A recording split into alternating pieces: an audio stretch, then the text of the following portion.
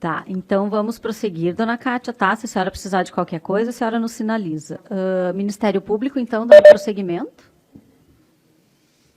Dona Cátia, eu estava lhe perguntando,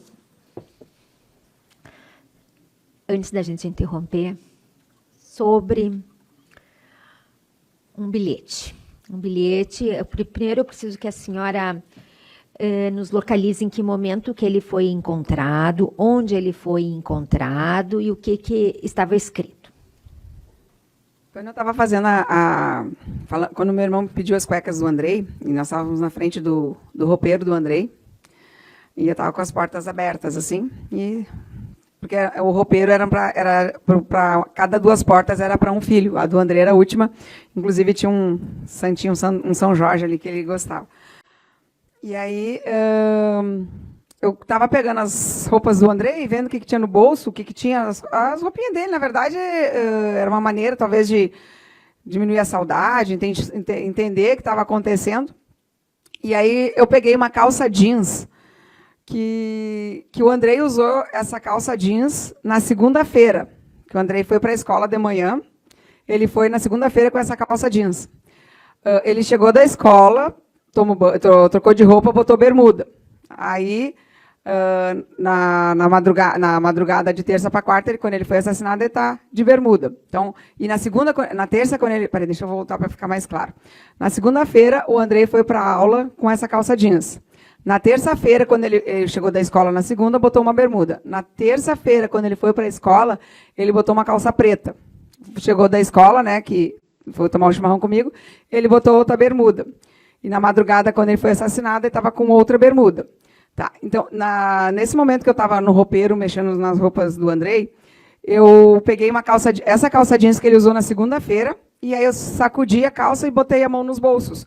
No bolso esquerdo, tinha um bilhete do Andrei escrito nesse caderno, que foi na segunda-feira que ele foi estudar para reforço escolar. E estava escrito assim nesse bilhete: mãe, te amo, me enterre com a camisa do Grêmio. Aí estava escrito AND e riscado, como se tivesse errado, e depois escreveu Andrei. Aí o meu irmão levou esse bilhete para a delegacia. Certo. Bom, aí eu tenho que entrar em algumas questões. A primeira é delas... Se pudesse pegar a caneta ali.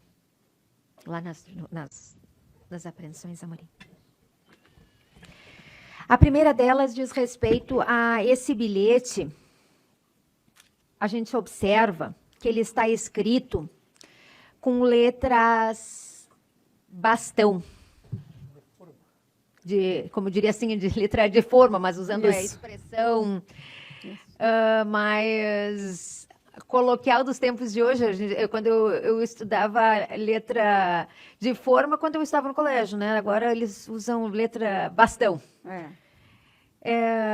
E a senhora disse que seu filho escrevia com letra cursiva. Letra a senhora emendada. Identificou nesse bilhete a letra do seu filho? Na hora que eu fiquei nervosa, eu identifiquei que sim, mas depois, analisando as letras, não parecia ser a letra do Andrei. Assim, ela lembrava a letra do Andrei. Tá, é a primeira coisa. A segunda questão: de que caderno havia vindo este bilhete? Desse caderno que o Andrei usou na segunda-feira de noite. E ele estava com a bermuda. Quando ele estudou com o Luciano. Quando ele estudou com o Luciano, e ele estava de bermuda estudando. E não de calça? Não, de calça. A calça ele usou de manhã quando ele foi para a escola, chegou da escola e trocou. A senhora chegou a fazer uma colocação que o Andrei, quando usava uma roupa, a senhora sempre lavava. Sim. A senhora tinha lavado essa calça? Não, eu não tinha lavado essa calça. Mas ele tinha usado só uma vez, porque ele não gostava de usar e repetir a calça se não fosse lavada. Me chamou a atenção que quando o seu irmão, o acusado, levou esse bilhete na delegacia, ele entregou junto esta caneta aqui. Consta do auto de entrega o bilhete com esta caneta. Eu lhe pergunto, a senhora entregou junto essa caneta para ele entregar junto? Não, foi só o bilhete. E aí diz ali da entrega, que inclusive esta, que é a questão que me chama a atenção, que ele diz na entrega, provável caneta que se usou para o bilhete. Como é que ele sabia que poderia ser essa provável caneta? Da onde surgiu essa caneta? Não, porque o bilhete estava no bolso do Andrei, não tinha caneta nenhuma. E da onde que era essa caneta? A senhora sabe? Não sei. A senhora reconhece essa caneta? O que eu estou lhe perguntando. Se a senhora quiser pegar, a gente pode lhe levar ali para a senhora ver se a senhora lembra essa caneta nos materiais escolares do Andrei. Eu posso lhe entregar ali. Não, o Andrei... Deixa que eu lhe levo para a senhora poder ver melhor. Tá.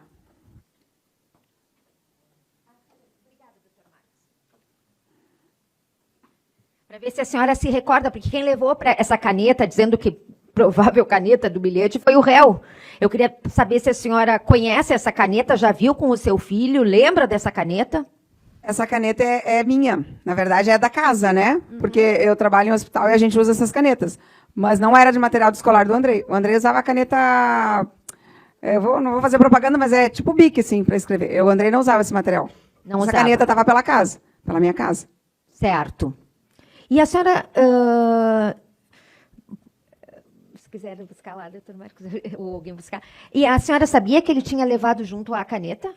Não sabia. E que ele tinha feito essa colocação de que essa deveria ser provável caneta? Não, ele só falou que levou o bilhete. E... Ele disse, eu levei o bilhete e o celular foi dispensado. E onde é que ficava essa caneta que a senhora disse que era da casa? Nesses potinhos de caneta, né? Ou tinha pelo balcão, por algum lugar, sempre tinha caneta lá, né? Porque eles estudavam e ficava por ali, mas o Andrei não usava essas canetas. Certo.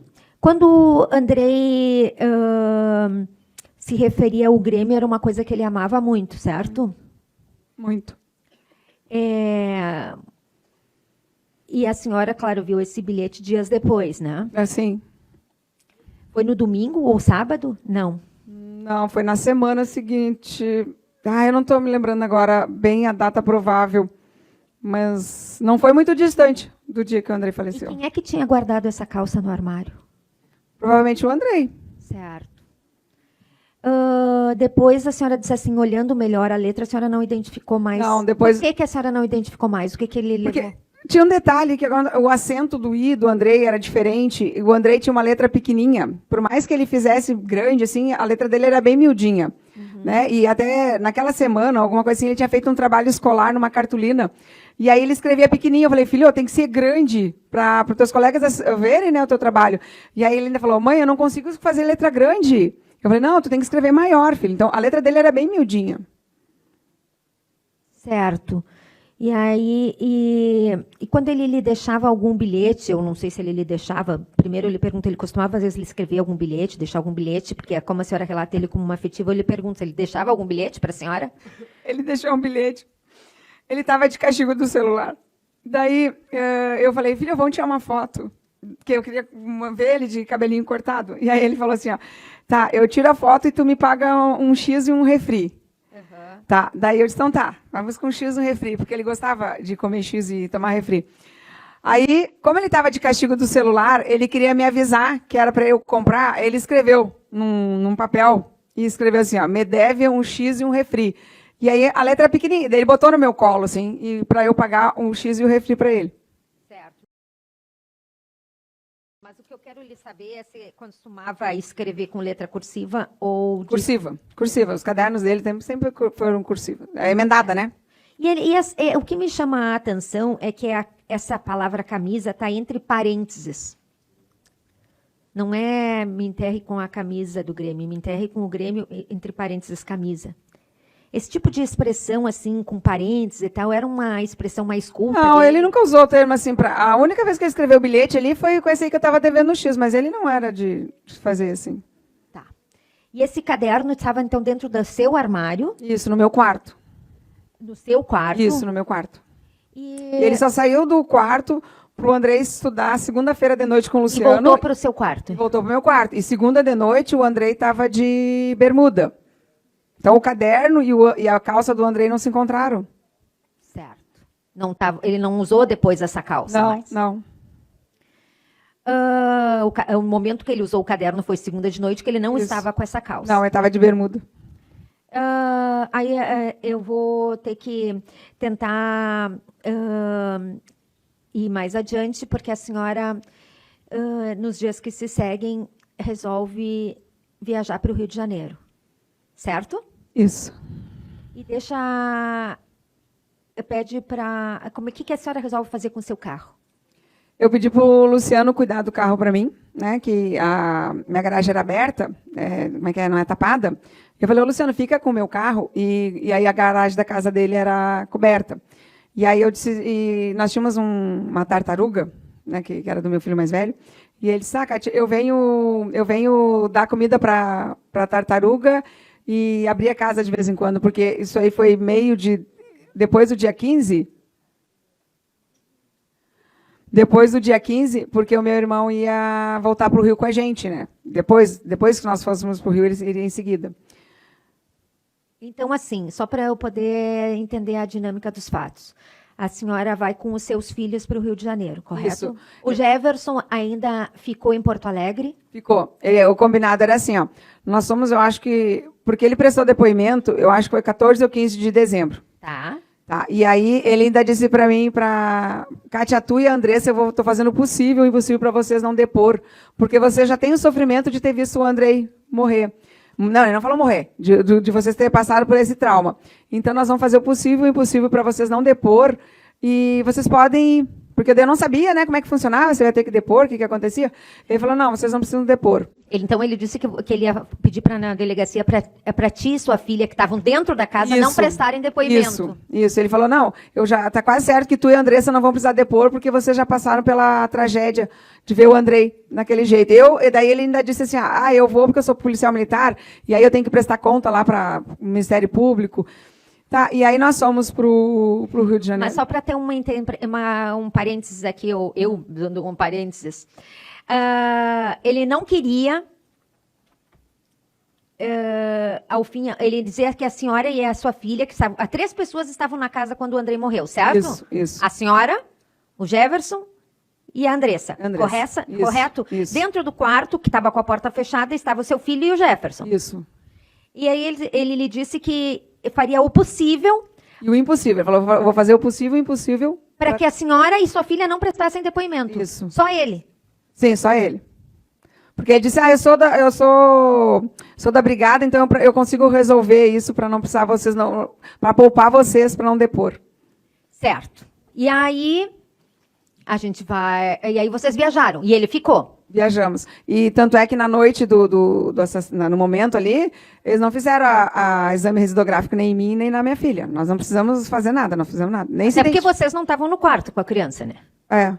Bom, mas seguindo adiante, quando vocês viajam para o Rio de Janeiro, o Jefferson ainda tinha acesso à casa? Sim, ainda tinha acesso, tinha a chave de casa. Porque ele ficaria trabalhando, eu não estou me lembrando bem a data, até meio de dezembro ali.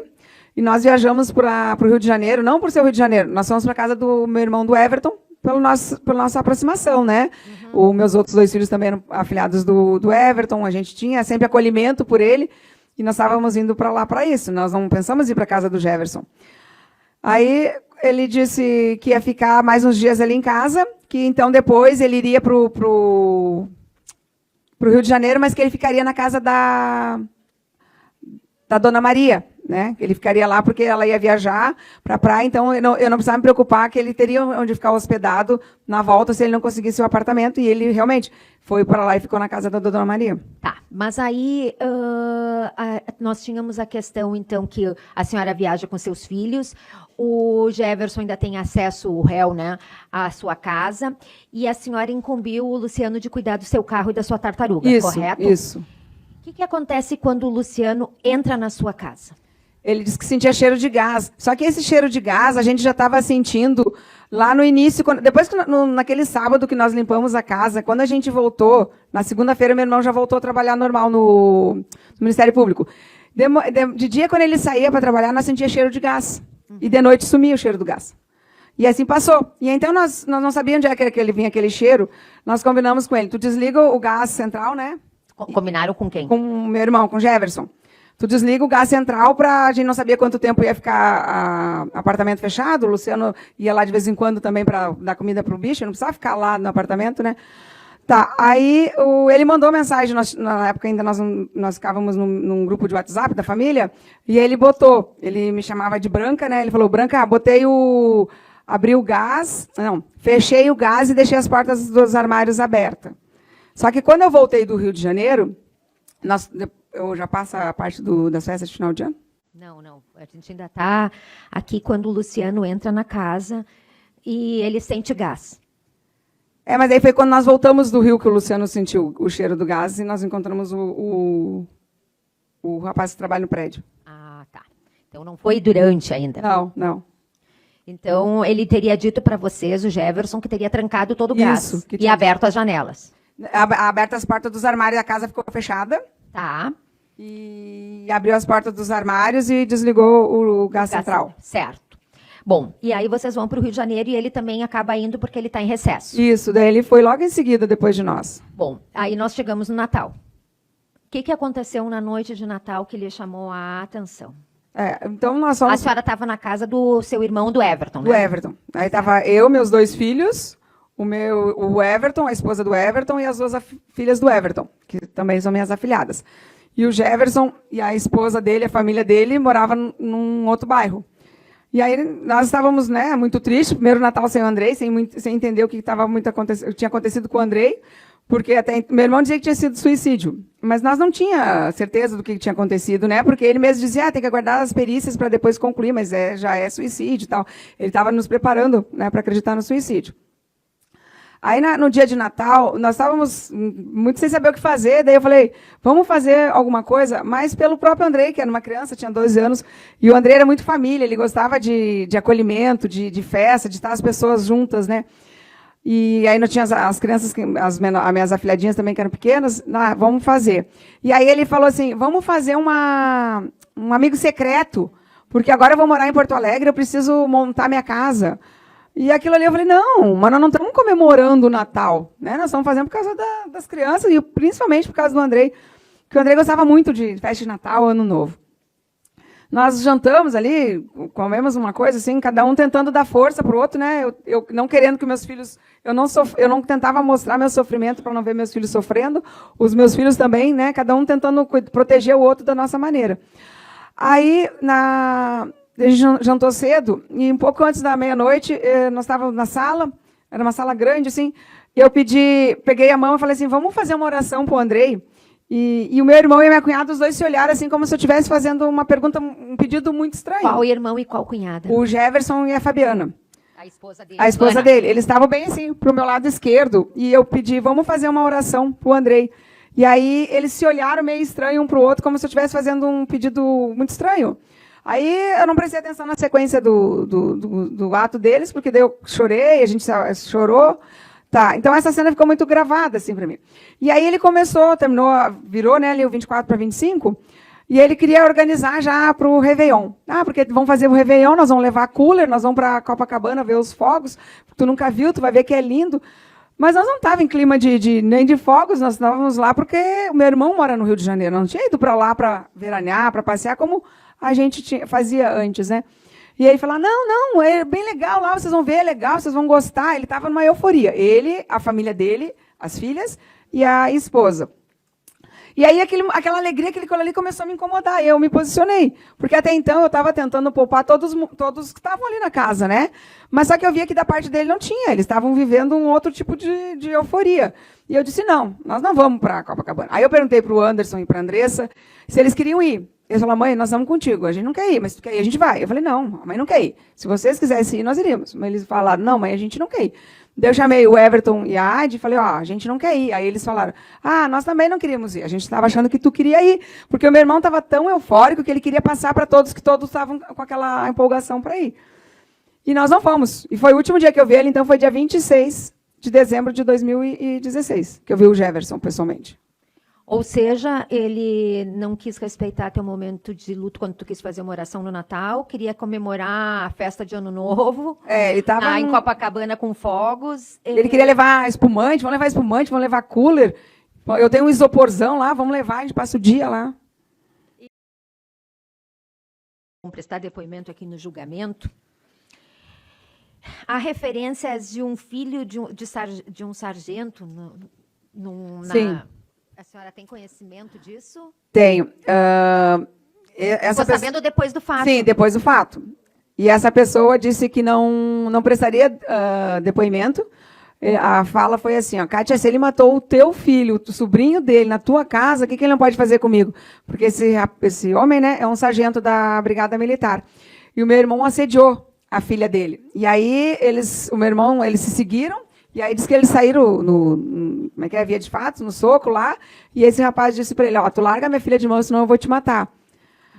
Mas aí o meu irmão parou de assediar essa menina, e aí ele me contou, mas ele disse, Kátia, eu não vou na delegacia prestar depoimento, porque teu irmão matou o teu filho na tua casa, imagina o que ele não pode fazer comigo, né? Ele é sargento, meu irmão é um tenente da brigada, então ele não teve a coragem de falar, de registrar, mas me confidenciou isso. Certo. Aí a gente vai para uma segunda pessoa que é referida aqui, um tal de André Rocha.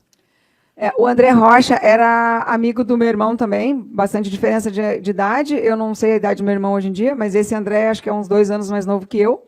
E existia também que ele andava com esse André, porque o meu pai até brigava com ele, porque o meu irmão gostava muito de jogar futebol quando ele era novo, né? E então, meu pai dizia, tu tem que andar com um homem da tua idade, tu não tem que andar com um guri. Só que ele sempre dizia para o meu pai que eram porque os pais deixavam os filhos irem com ele para jogar futebol, né? Então, ele usava essa desculpa, que por ele jogar bem, e levava os guris para jogar futebol. Então, ele e o André, teve um período longo assim que ele andava com o André para cima e para baixo. Tem uma história aqui que também que ele teria ido para o Nordeste e saído com a filha de um amigo numas férias, que está ali no processo. Ele saiu com a amiga da filha dele. Peraí, só um pouquinho, dona Kátia. Pois não, doutor. Excelência, é muita especulação. Doutor, o senhor liga o microfone, por gente. Tem que chegar um pouquinho mais próximo. Excelência, é muita especulação, Excelência. Eu tenho que intervir. Está passando dos limites, infelizmente, é muita especulação. Nem isso. Tá, nem eu tem nos preciso. autos Vamos isso. estabelecer assim, ó. Perguntas Muito mais. achismo aqui, Excelência. Perguntas mais objetivas e aquilo que não tiver nos autos, doutora, a senhora só nos refira se está ou não está nos autos, tá bom? E assim, o que a senhora não souber, o que a senhora imagine, assim, a senhora diminua um pouco isso, porque a gente precisa de respostas mais objetivas. Se a senhora não sabe, não tem problema, a senhora só nos diga que não sabe, tá bom? Tá ok. Mas isso foi referido no processo, então, e nos depoimentos, eu estou perguntando se ela tem conhecimento. Sim, eu tenho conhecimento que ele assediou uma colega da filha dele, e como a menina era envolvida com traficante, foi quando eles tiveram que vir embora de Maceió. Me chama a atenção nas ocorrências do acusado que as filhas fugiram de casa Sim. E quando uma delas foi encontrada, foi feito o exame de conjunção carnal. Isso eu não sei. Eu sei que uma delas fugiu de casa. Uhum. E havia alguma suspeita, ou soube alguma suspeita de que ele pudesse ter abusado das filhas? Não, isso eu não sei. Tá. Mais alguma informação que tenha lhe chegado ao conhecimento? Claro, ele ficou com a própria enteada, né? Mas assim, sim, cuecas, essas pessoas que vão prestar aqui depoimento, esses outros, André Rocha e tal, que tenha lhe chegado ao conhecimento de abuso, de pedofilia. Tinha uma época que nós ia passar as férias no Rio de Janeiro, na casa do meu irmão, do Everton, e aí a gente se encontrava na praia de Copacabana. Né? E aí tinha um menino que jogava, acho que no Fluminense, alguma coisa, e ele estava sempre com esse menino também. Mas aí eu não sei o que aconteceu com eles, não. Mas ele era uma criança também que ele estava sempre em volta dele. Ele sempre tinha um menino na volta dele. Certo. Bom, Kátia, a gente tem algumas informações que eu preciso agora checar para o passado, tá? Uma delas é uma fala que voltando para a noite do crime. A sua filha diz o seguinte, que a perícia não chegou a ir no quarto, fazer fotos do quarto de vocês, mas que na maçaneta do seu quarto tinha sangue. Tinha sangue na maçaneta da minha porta. Esse sangue da maçaneta, eu lhe pergunto, em que momento e de quem? Que momento que houve esse sangue e de quem? Eu acredito que seja do Andrei. Porque era na parte de fora da maçaneta, né? Certo, mas depois na pia... Só para eu poder, veja bem, compreender em que... Porque, assim, quando a senhora vê o corpo do seu filho, ele ainda estava tapado, correto? Estava tapado, isso. E o réu, quando lhe chamou e entra no seu quarto, teoricamente, ele não teria destapado seu filho pela fala dele. Sim. Então, essa maçaneta foi a senhora que apertou ela ou já estava antes? Não, a porta estava fechada e meu irmão que abriu a porta. E o sangue ficou pro lado de fora. Certo. E a porta depois, quando... Então, eu lhe pergunto, a senhora viu se o acusado estava com sangue nas mãos? Não, eu não vi. A outra questão que é bastante importante, não foi feito um mapa da casa. Um mapa, assim, um desenho da casa. Mas eu preciso entender essa casa, esse apartamento. Ele era térreo? Térreo. Como é que funcionavam os banheiros? Eram 2 banheiros, né?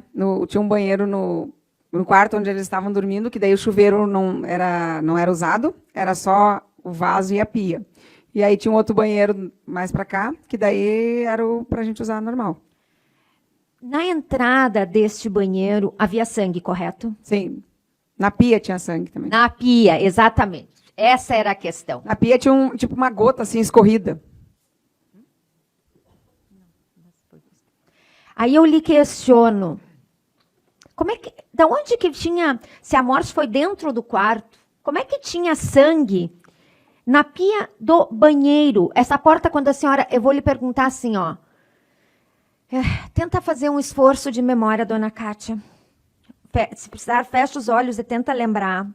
Quando a senhora entra nesse quarto, esse banheiro estava com a porta fechada ou aberta? Aberta porque eles deixavam aberto, porque o quarto era pequeno, né? Tá. Então, o quarto era pequeno e o banheiro era menor, né? Mas então, eles usavam essa porta aberta como se fosse mais uma extensão. Eram alguns... Totalmente aberta ou entreaberta? Não, ficava... Eu não lembro se ela estava entreaberta ou totalmente aberta. Mas ela fechada, ela não estava. Porque Certo. eles usavam aberta para... E essa pia, ela ficava reto ali onde estava o seu filho?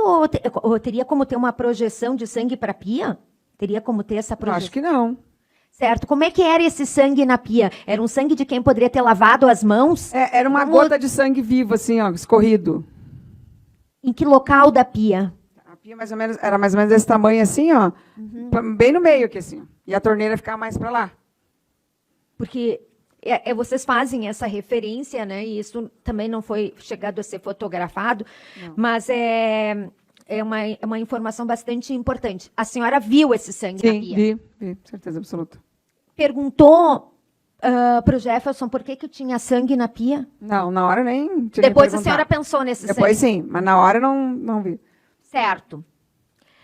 A senhora, em algum momento, quando destapou o Andrei, chegou a encostar nele ou só viu? Não encostei no Andrei. Eu só destapei ele. Só destapou. Só destapei. A senhora lembra do seu vizinho Ubirajara? Sim. Depois que houve a denúncia, o Ubirajara procurou vocês, correto? Isso. Quantos tiros o Ubirajara ouviu? 2. 2 tiros. Quantas marcas nós temos nessa casa? Nesse quarto? Tem o do Andrei, né? Um rasgo na cabeça dele. E, tipo assim, se o Andrei tá deitado aqui, tinha um rasgo, uma lesão na parede. Tá. E outro na lâmpada. Certo. E não tem um tiro atrás onde está a TV? Não, daí a gente não sabe se foi a trajetória da bala, onde é que aconteceu. Mas não tem 2 furos? Sim, a TV foi quebrada, né? A TV foi quebrada. Foi quebrada. Eu vou ser talvez obrigada a... depois eu mostro. Mas o Ubirajara ouviu 2 tiros. Ele ouviu 2 tiros. O que ele lhe narrou?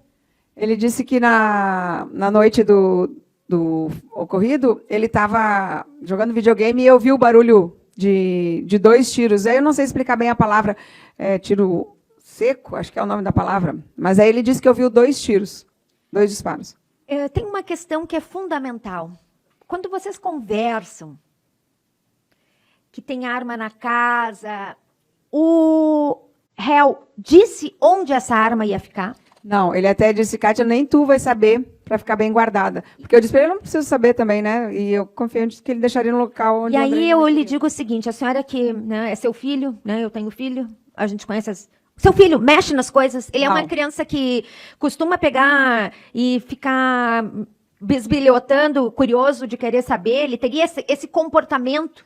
Não, o Andrei, ele era curioso de saber as coisas, de te perguntar, de ter informações. Mas ele não era mexerico. Ele era educado. Educado. Tanto é que na casa do Everton Idade, que ele ia passar as férias, a minha cunhada sempre dizia que brigava com ele, que ele dizia, ô madrinha, posso pegar um iogurte? Ô madrinha, posso pegar um refri?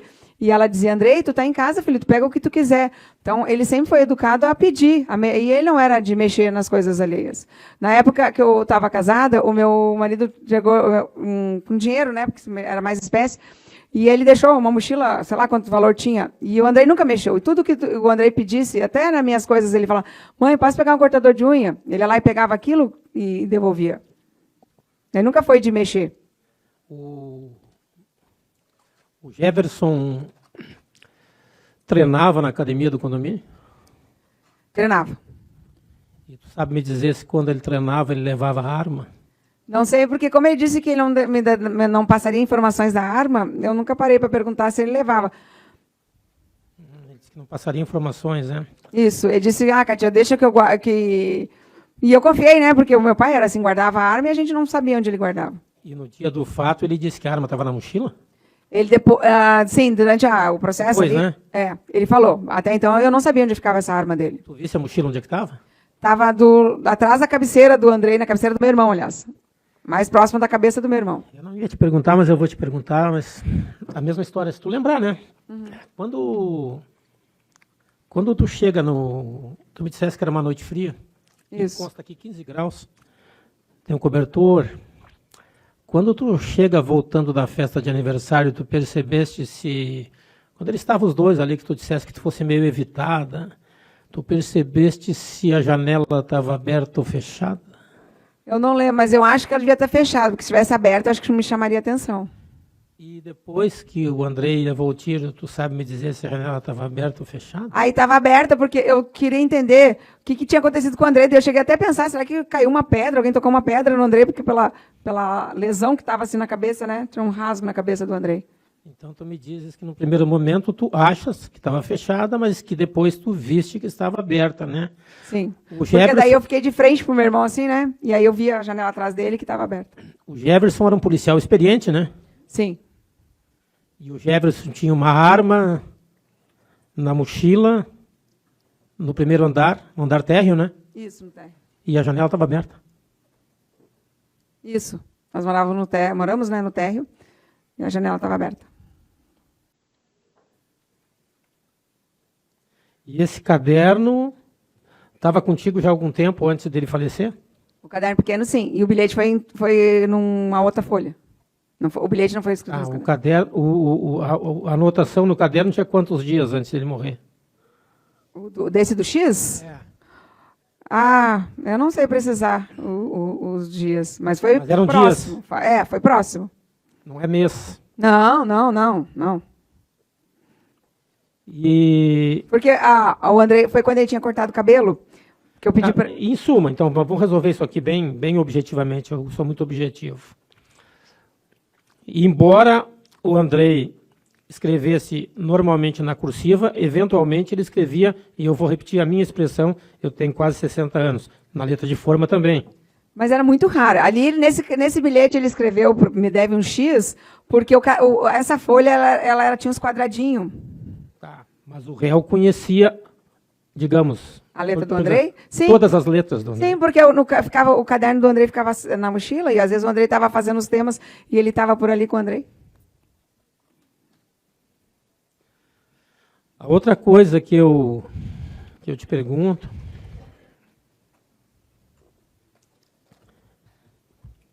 É assim, ó. Quando aconteceu isso, acho que tu já deixou claro, mas eu quero que fique mais claro, porque vai ser questionado aqui, certamente, durante o debate, que num primeiro momento tu não tivesse a mínima desconfiança do teu irmão. Não. Do teu irmão réu, como tu disse. Não tive. Tu não parou para pensar nessas possibilidades. Porque o luto foi tão de repente, né?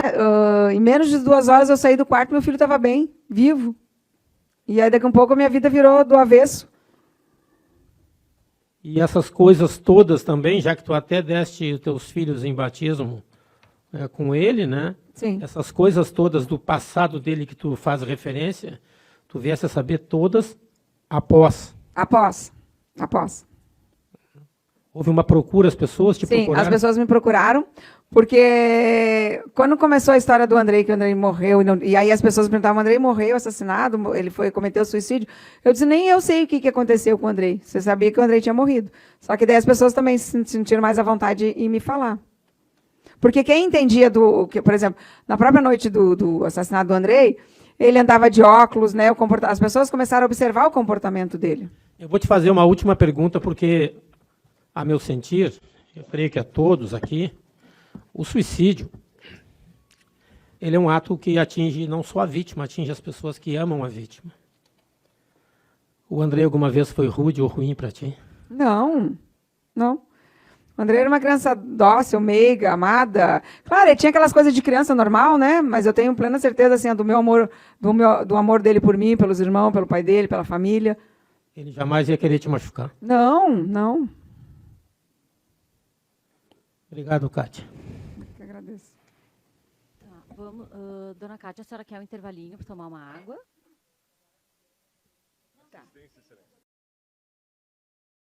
Olha só, a dona Kátia respondeu todas as perguntas da acusação sem nenhuma interferência da defesa, tá? Eu vou pedir que a defesa também possa fazer as perguntas sem nenhuma interferência.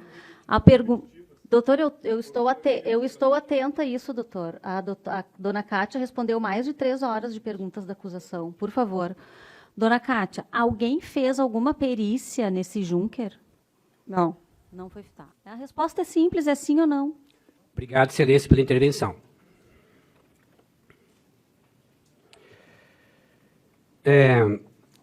Dona Kátia, então foi falado aqui que agora apareceu um senhor que esteve lá no Ministério Público dando um relato, que é o seu Ubirajara. Me parece-me que daqui a pouquinho ele vai aparecer aqui como testemunha. Ele confidenciou para a senhora que naquela madrugada ele ouviu 2 disparos de arma de fogo, correto? Isso. Vamos voltar um pouquinho lá com a dona Maria Rita, a sua vizinha? Vamos. A dona Maria Rita, sua vizinha, ela esteve na delegacia de polícia, esteve também aqui em juízo, na presença do doutor Thomas, na época o juiz de direito, da doutora Lúcia, da minha presença também. E lá na delegacia e aqui em juízo, ela confirmou para nós que ela ouviu um disparo de arma de fogo. A senhora tem conhecimento disso? Sim. Um disparo de arma de fogo. Por acaso, a senhora sabe se foi recolhido lá na sua casa, naquela madrugada que aconteceu aquela tragédia, se foi recolhido 2 projéteis, ou 1 projétil, ou o que foi recolhido? A senhora tem conhecimento disso? Não, eu não tenho esse conhecimento. Não tem. Aham. Vamos também falar um pouquinho do horário do disparo da arma de fogo, dona Kátia? Vamos aqui falar também que a dona Maria Rita, essa vizinha da senhora, que é psicopedagoga, que estava lá a 1h45 da manhã, na sua sacada, fumando um cigarro, e ouviu um disparo de arma de fogo, ela veio aqui em juízo para confirmar aquilo que ela havia falado na delegacia. Na delegacia ela falou que foi 1h45 da madrugada. Aqui ela não lembrava. Mas o doutor Thomas, um juiz bastante atento ao processo, ele fez uma pergunta para ela e ela lembrou, que era 1h45. A senhora tem conhecimento disso? Eu não sei precisar os horários. Eu sei precisar o horário que o meu irmão entrou no meu quarto para me chamar. Entendi. A senhora pode confirmar aqui para nós que a senhora fez uma ligação para o seu ex-marido César às 2h05? Isso. 2h05? Isso. Tá. A dona Maria Rita, sua vizinha, que estava lá na sacada, ela ouviu o disparo a 1h45 da manhã. Na sequência, ela viu o Jefferson, seu irmão, caminhando em direção da guarita, 10, talvez 15 minutos após o disparo. 10 ou 15 minutos após o disparo. A senhora ficou sabendo dessa informação no processo? Eu não sei precisar o tempo dessa, porque eu acho que mais é ela que saberia, não sei. Não, a informação que ela viu ele caminhando até a guarita. Mas eu não sei o tempo, que horário era. Sim, mas a senhora sabe que ela disse ter visto? Sim, ela disse que viu caminhando pelo condomínio, eu não lembro bem se foi pelo condomínio em algum lugar, mas que da sacada dela ela viu ela caminhando. Eu não sei precisar o tempo do que ela viu ele. Ok, sem problema. Dona Kátia, em que momento, naquela madrugada, daquela tragédia, a senhora viu o sangue na pia do banheiro? Porque quando nós estávamos falando, nós vamos se arrumar para trocar de roupa, quando nós saímos, o sangue estava na pia ali. Quem estava lá com a senhora? Eu, a Andressa, o meu irmão e o Andrei já em óbito. Era a pia do banheiro desse quarto? Desse quarto. Muito sangue? Como eu falei, né, era uma gota, assim. Entendi.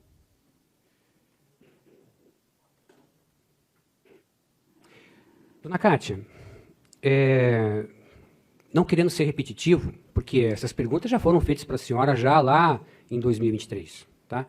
Mas eu tenho que fazer novamente. Foi juntado aqui no processo, algumas mensagens trocadas entre o Andrei, seu filho, e o pai dele, o senhor Ronaldo. O senhor Ronaldo foi ouvido na delegacia e em algum momento ele fala que estava tendo um atrito entre o Andrei e a senhora, estava tendo um atrito entre o Andrei e o seu filho mais velho, o Anderson, que tem o apelido de Mão.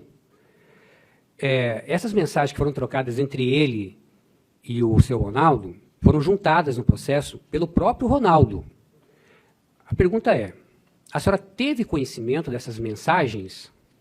Eu tive depois do fato, né? E essas mensagens, para mim, são uma interpretação justamente por o Andrei estar de castigo e ele pedir, digamos que um socorro ao pai dele, mas o pai dele sempre me deu total liberdade de conduzir a educação do Andrei. Então, na verdade, aquilo ali pode ter sido, eu vejo como um desabafo do Andrei pedindo um socorro e o Ronaldo, né, o pai do Andrei, foi coerente, não deu razão para o Andrei, porque o Andrei estava de castigo, estava de notas maus, aquela coisa de irmãos, de brincar um com o outro. Então, eu acho que todos nós aqui já passamos pela fase de 12 anos, temos nossas rebeldias com pai, com mãe, com irmão, mas o Andrei não era uma criança revoltada com os irmãos, com o pai dele, tenho certeza do amor dele pelo pai dele, com os irmãos dele. Ele estava revoltado por ser criança e está sendo punido por ficar muitas vezes sem celular, sem olhar uma série que ele gostava, ou jogar futebol na quadra. Então, eu acho que aquilo ali não é um comportamento que me preocupa, porque é uma criança que está sendo educada, né, justamente para a sociedade. A senhora disse que, pelo que a senhora falou aqui, então eu acredito que a senhora tomou conhecimento do teor das mensagens. Depois, sim. Tá. A senhora, depois que tomou conhecimento do teor das mensagens, a senhora continua acreditando que era um comportamento normal de uma criança de 12 anos? Dizer com certeza, com certeza. Eu tenho mais 2 filhos mais velhos, então eu tenho experiência de filhos, é normal, acho que qualquer criança da idade com 12, 13 anos que tu pune por não brincar, não poder brincar, assistir série, hoje em dia, né, a nossa punição, nossa arma como pai e mãe é tirar o celular. Então, eu acho que o comportamento do Andrei reafirma que ele era uma criança normal, né, revoltado, brabo ali porque ficou sem o celular. Brabo, nervoso, não é? Não, brabo, nervoso, não. É um comportamento, eu posso ter usado a palavra errada. É uma criança, qualquer criança que tu pune que fica sem celular, eles ficam descontentes, né? Então, o Andrei estava, na verdade, descontente por estar sendo punido ali. E eu acho que isso faz parte da educação, né? Para nós educar nossos filhos, nós temos que puni-los, porque nem sempre o sim é o correto. A criança precisa do não. O que me chamou a atenção naquelas mensagens, dona Kátia, era essa conversa dele com o pai dele, é que em algum momento ele fala, eu vou matar minha mãe.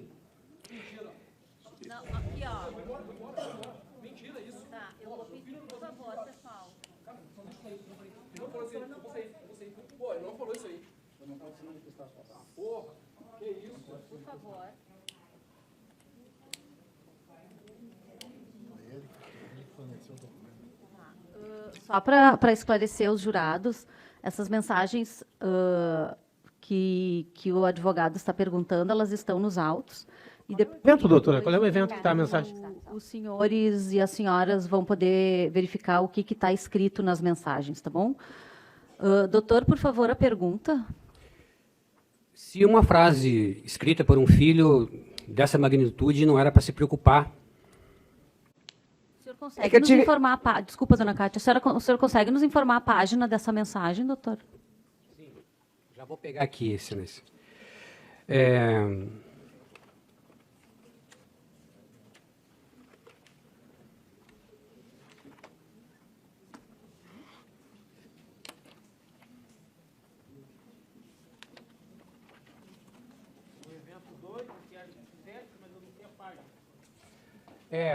Aqui a página está muito borrada, excelência, eu não consigo ver também, né? Não, por favor, não. Já vou falar para o Mais senhor. uma dessas e eu vou esvaziar o plenário. Tá, eu já pedi. Tá bom, doutora, eu procuro aqui. Pode seguir. Tá, doutor, prossiga que a gente vai procurar a página. Procura aqui, doutor. Obrigado. Tá bom, a gente já vai encontrar também aqui, a gente vai ver isso. Vou encerrar com a dona Cátia. Dona Cátia, muito obrigado. A senhora me desculpe alguma coisa. Excelência, devolvo a palavra. Pelos jurados ou juradas, mais alguma pergunta, pessoal, que vocês queiram? Não? Tá, então, dona Cátia, eu lhe agradeço muito, tá? A gente encerra o seu depoimento aqui. Se a senhora quiser permanecer em plenário, tem um lugar ali reservado para a senhora, tá? 5 minutos, então, pessoal, para a gente prosseguir na próxima testemunha.